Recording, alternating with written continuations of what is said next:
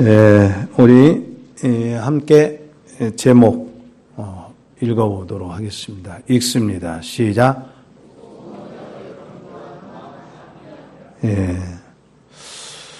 우리 교회가 신년을 맞아서 구약 이스라엘의 역사를 살펴가고 있습니다. 구약 이스라엘의 역사는 남의 나라의 역사가 아닙니다. 인류 구원을 위한 하나님의 뜻이 담긴 역사입니다. 그렇기 때문에 이스라엘 역사는 나하고 우리 교회하고 아주 밀접하게 관련이 있는 역사입니다. 그런데 우리는 이 역사 속에서 뭘 보게 되냐면 그 시대를 살아갔던 사람들의 사고방식, 사상, 이걸 볼 수 있고, 또 하나는 그 시대에 누가 참된 하나님의 영광을 드러내며 하나님으로부터 오는 복을 누리며 살았는가, 그리고 누가 진정으로 다윗 왕과 또 역사 속의 신실한 왕들을 지지했는가, 이런 걸 보면서 오늘 우리 시대에 우리를 잠식하는 혼탁한 시대 사조는 뭔가, 이런 점들을 살펴보면서 우리가 오늘 또 말씀에 큰 뜻을 붙들고자 합니다. 우리가 볼 수 있었던 것은 르호보암은 그 유명한 솔로몬 왕의 아들로서 왕권을 이어받았지만 강권 정치, 힘의 철학으로 몰아붙였어요. 그러다가 결국 분열시켰어요. 그런데 그 힘의 철학이라고 하는 것은 여전히 이 세상을 지배하고 있고, 그래서 미국과 중국 또한 이 소련과 미국, 그 다음에 유럽과 아시아, 일본과 중국, 일본과 우리나라, 이게 다 어떻게 보면 힘의 싸움입니다. 그러니까 우리가 힘의 철학을 교회 안에서 걷어내지 아니하고서는 정말 깨끗한 교회를 이룰 수가 없다. 그래서 교회도 세상적인 힘을 가진 정치가가 오면 환영하고, 세상의 지위가 좋은 사람이 오면 환영하고, 이런 잘못된 그런 오늘 이 시대의 교회들 보면서 우리는 과연 어떻게 교회를 세워가고 있는지 점검해 보았어요. 또 하나는 북왕국 여로보암에게서는 늘 반역의 그늘을 안고 있었어요. 이게 사람이요, 그냥 살아가면서 누군가에게 협조하고 좋은 일에 협조하고 될 수 있으면 가정을 분열시키지 않고 생명 걸고 교회를 하나로 가야 되겠다, 이런 생각으로 깨끗하게 사는 것이 아니라 늘 반역의 그늘을 안고 있는 그런 잔상들이 여로보암 안에 있었어요. 그런데 막상 여로보암이 왕이 되자 영적인 모든 일들을 뒤틀어 놔버렸어요. 오늘 우리 시대는 영과 진리로 예배하는 교회로 이렇게 회복해야 됩니다. 우리 전주와 함께하는 교회가 영과 진리로 예배하는 교회가 되기를 원합니다. 특히 이제 우리 시대에 돈 주고 목사직을 사고 장로직을 사는 이런 일들, 돈을 받고 이런 걸 팔고, 이게 얼마나 심각한 시대가 되었는가. 그러니까 이 점을 심각하게 생각하자는 것을 우리가 두 왕을 통해서 살펴봤어요. 오늘은 남유다의 르호보암의 아들 아비야를 통해서 우리가 가야 할 방향이 뭔가, 이런 점들을 한번 깨닫도록 하겠습니다. 그런데 이 아비야 역시 아버지가 남긴 흔적 위에 왕이 되었어요. 그 아버지가 남긴 흔적이 뭐냐? 두 가지였는데 오늘 본문 1절로 2절을 보도록 하겠습니다. 같이 읽겠습니다. 여로보암 왕 18세에 아비야가 유다의 왕이 되고 예루살렘에서 3년 동안 다스리니라. 그의 어머니의 이름은 미가야여 기브아 사람 우리엘의 딸이더라. 아비야가 여로보암과 더불어 싸울세. 여기 보면 이 아비야는요, 아버지로부터 물려받은 것이 뭐냐면 전쟁이었어요. 전쟁. 르호보암이 왕이 되고 여로보암이 북왕국 이스라엘 왕이 되면서 북왕국 이스라엘과 남유다는 늘 전쟁을 했어요. 우리가 중요한 것은 자식들이나 후손들에게 물려주지 말아야 할 것이 뭐냐면 전쟁입니다. 미움과 증오 이런 걸 다 씻어버려야 돼요. 그런데 오늘날에도 아주 그냥 대를 물려서 증오와 미움이 남는 이런 현상들이 있고, 자기 아버지의 그 원한을 갖기 위해서 자식들이 별의별 짓을 다 하고, 그렇게 마치 하는 사회인 것을 적나라하게 TV 연속극이나 이런 걸 통해서 계속 보여주고 있고, 그렇지 않습니까? 사람이 어떤 일 때문에 좀 미움이 생기고 그랬다가도 시간이 지나면 하나님의 말씀을 생각하고 하나님을 섬기는 사람들이라면 그 미움이 풀어져야 돼요. 그래서 우리 한번 따라서 합시다. 하나님을 사랑하는 사람은 미움이 풀어집니다. 여러분, 이웃과 또한 누구와의 관계 속에서 어떤 미움이 있다 할지라도 하나님의 사랑으로 그 미움을 풀어가시기를 축원합니다. 그런데 이제 이 아버지 때는 그나마 산발적으로 전쟁이 일어나요. 가끔씩 일어났어요. 그런데 오늘 이 본문에 보면 아비야와 여로보암 사이에 대대적인 큰 전쟁이 이제 일어나는 걸 봐요. 그 전쟁이 어느 정도였는가? 3절을 보면 우리 한번 같이 읽도록 합니다. 3절입니다. 아비야는 싸움에 용감한 군사 40만 명을 택하여 싸움을 준비하였고, 여로보암은 큰 용사 80만 명을 택하여 그와 대진한지라. 꼭 삼국지 싸움 같죠? 100만 대군을 동원한 조조. 그런데 실제적으로 이런 큰 싸움을 전면적으로, 이런 전쟁의 흔적을 안고 왕이 되었다는 것, 이건 참 불행한 왕입니다. 또 하나는 아버지로부터 물려받은 게 우상문화예요. 열왕기상 15장 3절을 보면 오늘 본문에는 아비야라고 했는데 열왕기상에서는 아비얌 그랬어요. 그러니까 이게 외국어라 번역 자체를 그냥 아비얌이라고도 하고 아비야라고도 하고 그랬어요. 아비얌이 그의 아버지가 이미 행한 모든 죄를 행하고 그의 마음이 그의 조상 다윗의 마음과 같지 아니하여 그의 하나님 여호와 앞에 온전하지 못하였다 그랬어요. 그러니까 아버지가 행한 일을 그대로 자식이 행했다. 그러면 뭐냐? 그 아버지 선왕이 율법을 버렸어요. 율법을 버리면 판단력이 흐려지고 방황합니다.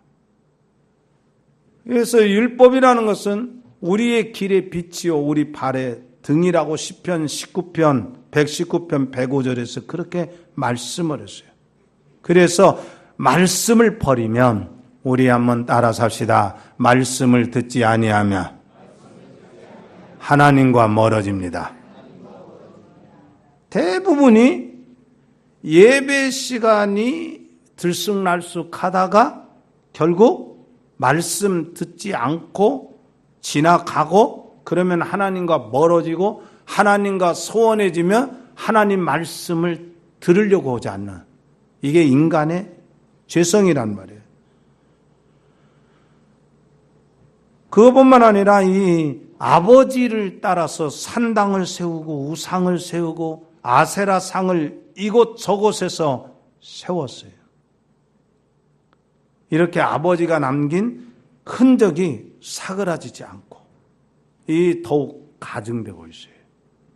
그래서 우리가요 정말 저 자신부터 정말 깜짝깜짝 놀라고 정신을 차려야 되겠다 하는 것은 뭐냐면 한국교회의 타락의 현상이 이틀이 멀다 하도록 SNS로 막 전파되고 있지 않아요. 어떻게 그럴 수가 있을까? 그런데 문제는 어느 한 개인의 타락을 탐해하는 것이 아니라 어느 한 개인의 타락은 반드시 뭐과 관련이 있냐? 교회가 따라서 합시다. 교회가 어두우면 타락의 길로 갑니다. 교회가 어두우면 타락의 길로 가버린 거예요. 그런데 오늘 이 아비야의 왕의 통치를 기록하면서 역사가는 그의 어머니 이름을 또 기록을 했어요. 이 어머니의 이름이 아비살롬의 딸 마아가였다. 이게 누구냐면요. 아비아살은 바로 다윗의 아들 압살롬을 말하고 압살롬의 딸이다. 이걸 말하고 있어요. 그러면 역사가는 왜 여기에 이렇게 복잡한 관계에 있는 아비야의 어머니 미가야를 그렇게 언급을 했는가? 이게 어머니 역할이 매우 컸기 때문에 그런 거예요. 우리가 지난번에 봤지만 아버지 르호보암에게는 아내 18명, 첩 60명이 있었다고 그랬잖아요. 그죠? 그러면 거기에 아들이 28명, 딸 60명. 여러분, 그렇게 아들이 28명 속에 왕이 된다는 것은 쉬운 일이 아니에요. 쉽지 않잖아요. 우리가 잘 아는 대로 이성계의 아들들 있었지만 이방원이 왕자의 난을 일으켜서 왕권을 탈취하기까지는 이방원이 그 왕권을 지키기 위해서 자기 형제도 죽이고 자기 형제도 입에 보내고 이런 일들을 진행하지 않았습니까? 그러니까 이 아비야가 왕이 되기까지 그 어머니 미아가가 얼마나 역할을 했겠느냐 이거예요.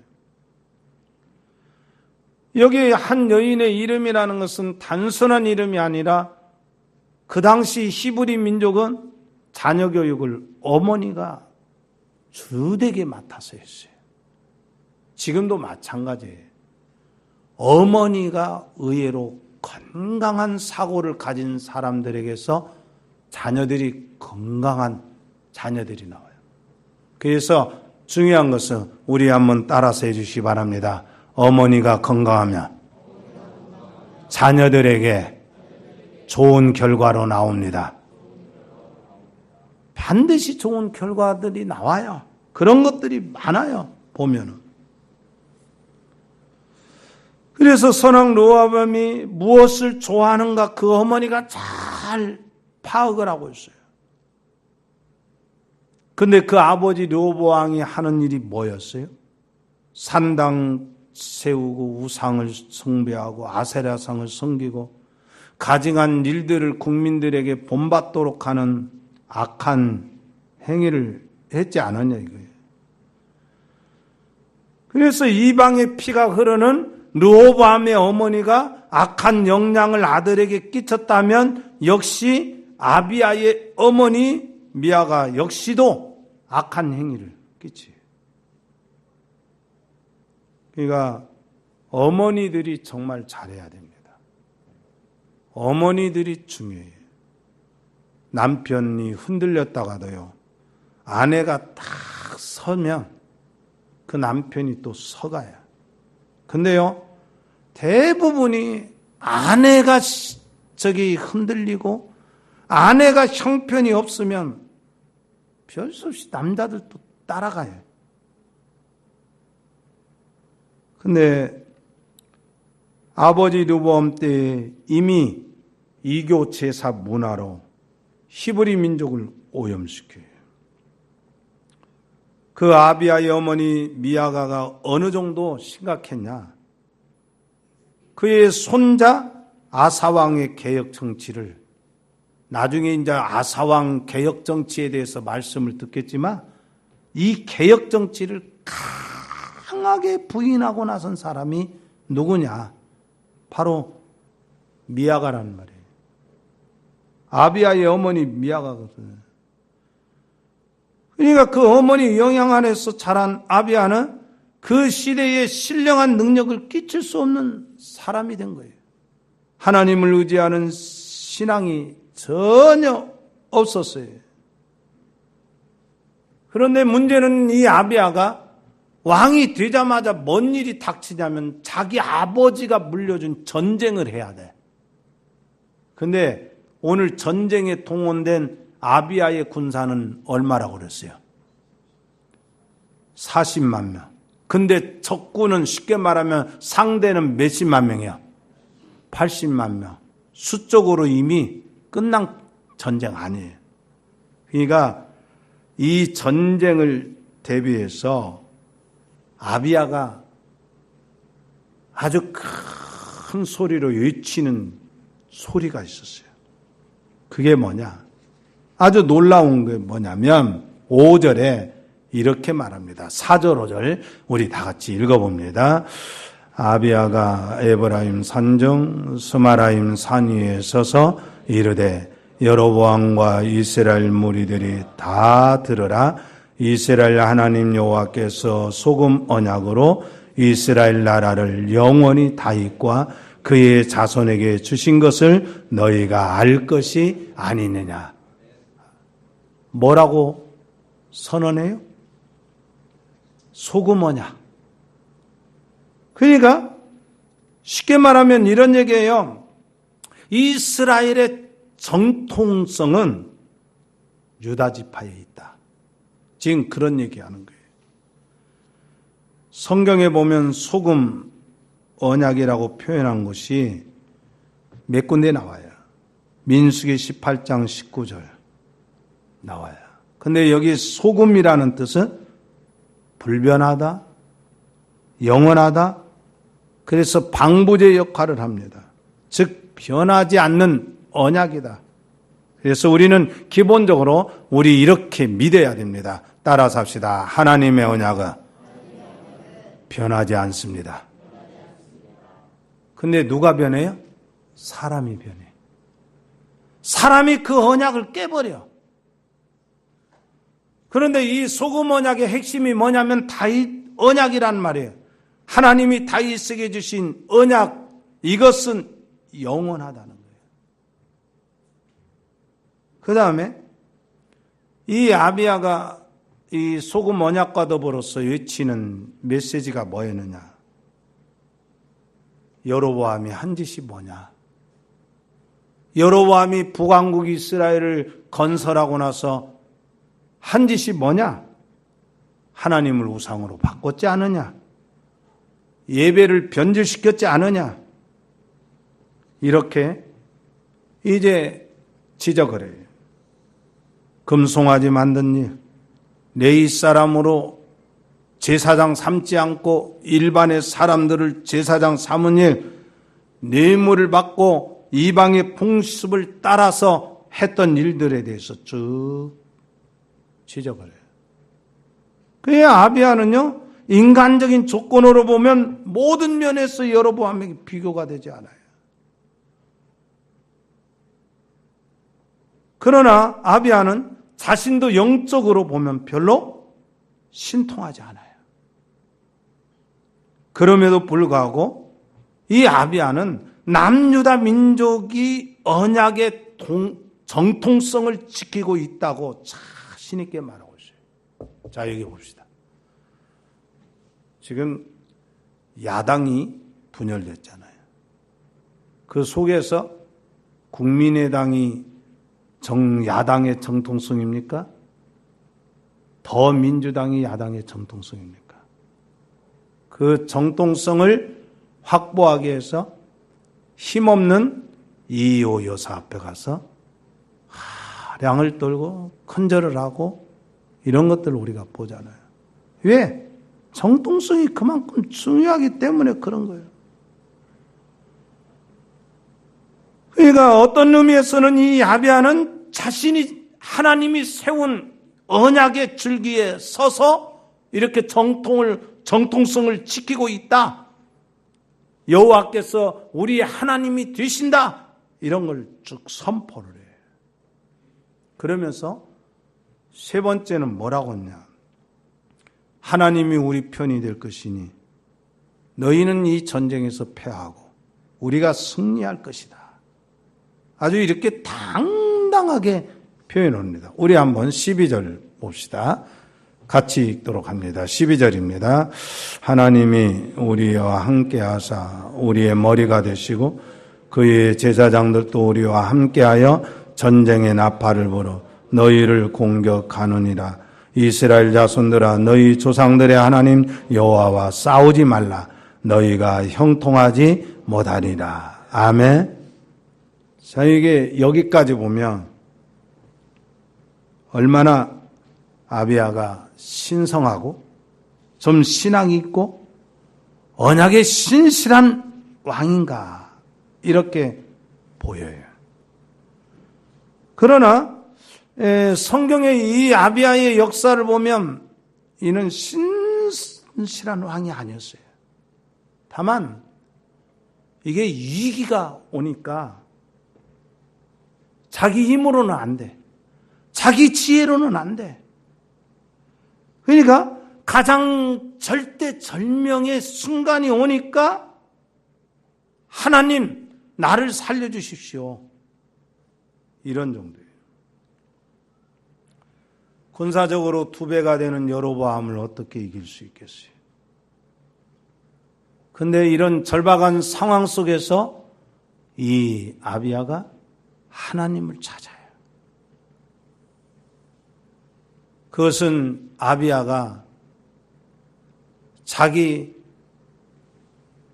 증조 할아버지 다윗의 역사에 대해서 기억을 하고 있었던 것 같아요. 골리앗 앞에서도 당당하게 나갔던 그런 역사. 그러니까 유다 군사들 앞뒤에 이미 80만 명이나 되는 여로보암 군사들이 쫙 둘러싸고 있어요. 그런 절박한 상황에서 백성들이 뭐 했느냐. 거기 보면 14절, 15절을 한번 볼까요? 한번 13절부터 15절까지 읽어봅니다. 시작. 여로보암이 유다의 뒤를 둘러 복병하였으므로 그 앞에는 이스라엘 사람들이 있고 그 뒤에는 복병이 있는지라 유다 사람이 뒤를 돌아보고 자기 앞뒤에 적병으로 말미암아 여호와께 부르짖고 제사장들은 나팔을 부니라. 유다 사람이 소리 지르며 유다 사람이 소리 지를 때에 하나님이 여로보암과 온 이스라엘을 아비야와 유다 앞에서 치시니. 여러분 봐요. 칼든 장수가 누구예요? 아비야입니까? 아니잖아요. 제사장들이 전쟁의 핵심 지휘자예요. 제사장들이 나팔을 불고 하나님께 완전하게 부르짖어요. 한번 생각해 보세요. 우리가 신앙생활하면서 우리 삶 가운데 앞뒤로 모든 위기가 나에게 다가와요. 앞을 봐도 뒤를 봐도 옆을 봐도 도저히 희망이 없어요. 중요한 것은 내가 그런 위기 때에 전심으로 하나님을 찾느냐, 아니면 또 다른 얄팍한 인간의 생각을 갖느냐. 하나님, 나는 절대절명의 이 순간에 하나님밖에 없습니다. 하나님밖에 없어요. 솔로몬 왕 때의 전쟁에 능한 여로보암은 경험이 얼마나 많아요. 그러니까 여로보암이 얼마나 전쟁에서 위대했겠어요. 그러나 인간의 능력과 세상의 것을 갖춘 자가 무서운 것이 아니라는 거예요. 하나님을 의지하는 자가 무서운 것이에요. 여러분 그렇게 믿습니까? 내가 하나님을 의지하고 하나님만 붙들고 있느냐는 거예요. 진짜 하나님만. 우리가 잘 아는 대로 1968년입니까? 이스라엘이 아랍군들과 전쟁하는데 6.1 전쟁, 유명한. 어떻게 이스라엘이 그 아랍군과 전쟁에서 이길 수 있겠는 얘기예요. 그들이 의지한 것은 하나님의 지혜였다고 그래요. 중요한 것은 우리는 이렇게 생각해야 돼요. 내가 희미하게나마 하나님을 부르짖으면 하나님은 언약을 생각하셔서 그 부르짖음에 응답하신다는 사실이에요. 어떻게 됐습니까? 하나님께서 치시니 16절 한번 17절 같이 읽도록 합니다. 시작. 이스라엘 자손이 유다 앞에서 도망하는지라 하나님이 그들의 손에 넘기셨으므로 아비야와 그의 백성이 크게 무찌르니 이스라엘이 택한 병사들이 죽임을 당하고 엎드러진 자들이 50만 명이었더라. 봐봐요. 몇만 명이 죽어요? 50만 명이에요. 이때 이스라엘 자손들이 항복합니다. 유다 자손들이 뭐라고 해요? 바로 하나님을 전적으로 의지해서 이겼다. 이렇게 말했어요. 우리가 신앙생활할 때요, 우리가 살다 보면 우리 힘으로 도저히 감당하지 못할 일들이 일어날 때가 있어요. 나를 산산조각 내려는 악의 괴계들, 믿음을 감소시키고 빼앗아 가려고 악의 영들이 짓누를 때가 있어요. 그러나 문제가 커서 적이 강해서 두려운 것이 아니에요. 하나님을 바르게 인식하고 하나님의 그 신실하심을 신뢰하는 사람은 두려움이 없어져요. 하나님은 이스라엘 민족들이 어떤 위기 때마다 하나님이 나타나셔서 이런 말씀을 하셔요. 나는 아브라함의 하나님, 이삭의 하나님, 야곱의 하나님이시다. 이렇게 말했어요. 아브라함에게 약속하신 하나님께서 이스라엘 백성들이 430년 동안 애굽에 있을 때에 하나님은 그 언약을 잊지 않으셨어요.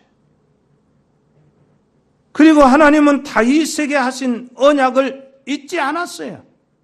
마찬가지입니다. 개인적으로 우리를 하나님께서 나를 창세전에 선택하시고 때가 되어서 나를 부르시고 이 세상의 어떤 상황 속에서도 우리를 영화롭게 하실 것이라고 약속하셨어요.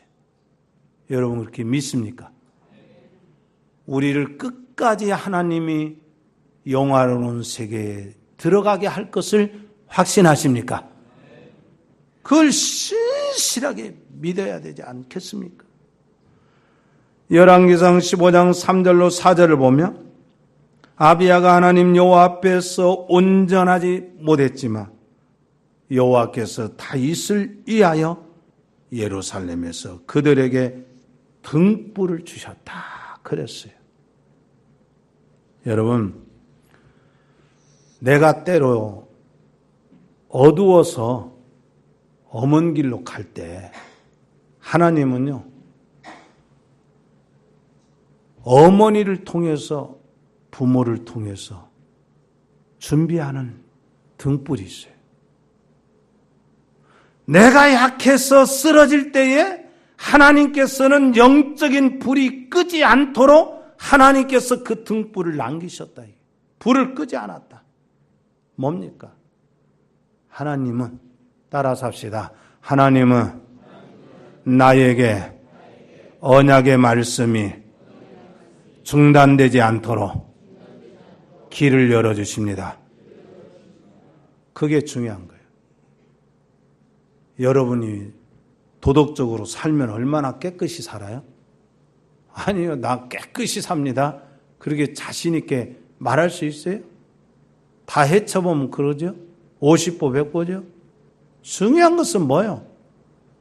나에게 오늘 또 하나님의 언약의 말씀이 들려지고 있느냐 이거예요. 그 들려짐이 교회를 통해서 목회자를 통해서 아니면 지체들을 통해서 신실한 지체들을 통해서 들려질 때 그것이 희망이라는 거예요. 하나님의 말씀이 나에게 들려졌을 때 그게 등불이에요. 그게 희망이에요. 하나님은 우리가 완전해서 보호해 주시는 것이 아니에요. 하나님께서는 우리에게 예수님의 의의 옷을 입혀주셨기 때문에 우리를 보여주셔요. 그래서 우리는 하나님을 따라 의와 진리의 거룩함으로 지으심을 받은 새 사람이 되었어요. 하나님은 우리 교회를 언약의 등불로 삼으셨기 때문에 우리들을 보호하시고 우리 교회를 지켜주시는 거예요. 우리가 비록 약하나 우리를 통해서 세상의 빛을 비추는 등불로 삼으셨어요. 여러분, 우리 아이들이 다 등불로로 할 거예요.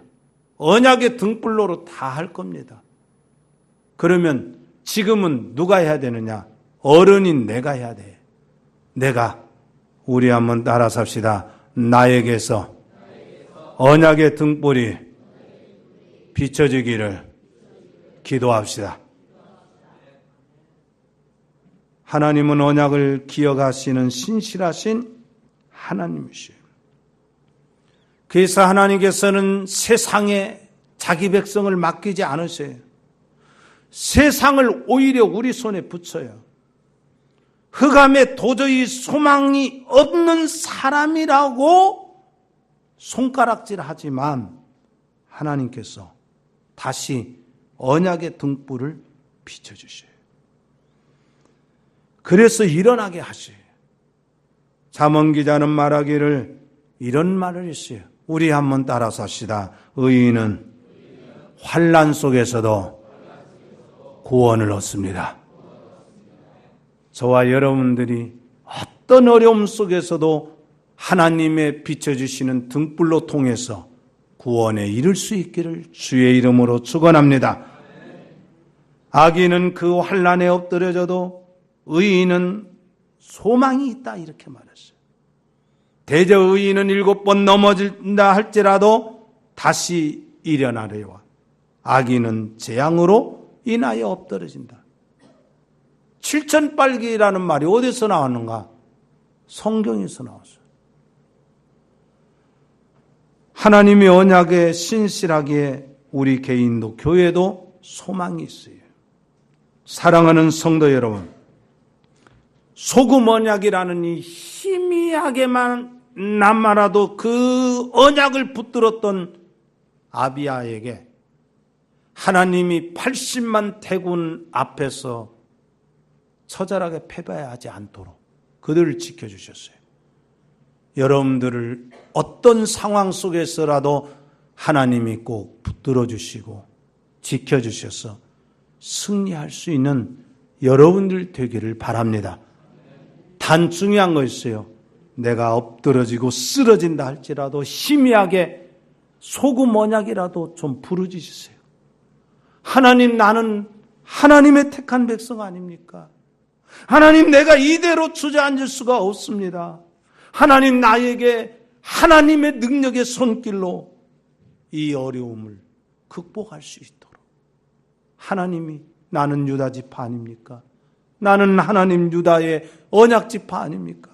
다윗에게 준 언약의 그 축복이 흐르는 그 지파가 아닙니까? 이렇게 부르짖어 보세요. 여러분들에게 오늘 또 소금 언약의 은총이 변함없이 이어질 수 있기를 주의 이름으로 축원합니다. 아멘. 기도드리겠습니다. 하나님 아버지, 어려운 상황에 닥쳤던 아비야, 영적으로 아버지의 타락의 우상에 문화를 이어받았지만 절대절명의 위기에 섰을 때